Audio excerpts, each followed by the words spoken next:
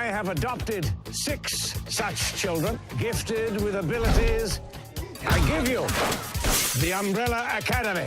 Alan, of course, as Kitty Pryde, you're already used to play an outcast as the X-Men, or a metaphor for minorities. And now you're playing an outcast in a group of outcasts. So what made Umbrella Academy so compelling for you?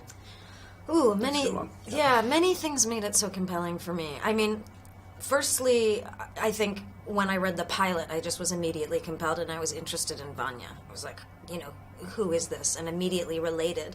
And then upon talking to Steve and hearing Steve, his vision, tonally, visually, musically, emotionally, and knowing that the core of this story is really about this dysfunctional family, these siblings who had an abusive childhood, and then here they are all as adults, how the traumas manifested in their lives in different ways, and they're just trying to figure out and navigate life. And the journey, in particular, the one that Vanya goes on, I was really wanting to explore.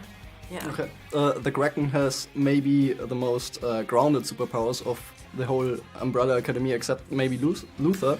But what would you say distinguishes him from superheroes like Batman, for example? That he has siblings. That's about it, because they're both very tactical. I like the fact as well that Diego, I mean, he definitely has skills, but he's kind of lost on his own, you know, as opposed to Batman, who's works entirely alone, you know. Okay. Diego's sort of so conditioned with the team, you know. Yeah, he's kind of trying to branch himself into something like an own, you know, individual, but that does become very hectic when everyone else is still in the shadows. Yeah, it's like Batman on a budget.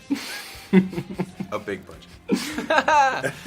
Huge budget. And Tom, in the TV show you play again someone who is privileged but isolated, just like maybe you experienced as Dick and Tali in Game of Thrones. So how does this fact complicate your relationship with your siblings, your family, with other persons in your life? Well, I think Luther's been away for so long, like I say, like isolated on the moon and stuff, and I think he's forgotten what it is to work in a group. You know, he has to sort of filter himself back into it and how to deal with them all. You know, you see in the first episode him trying to bring them all together and to talk about something, and he gets it completely wrong.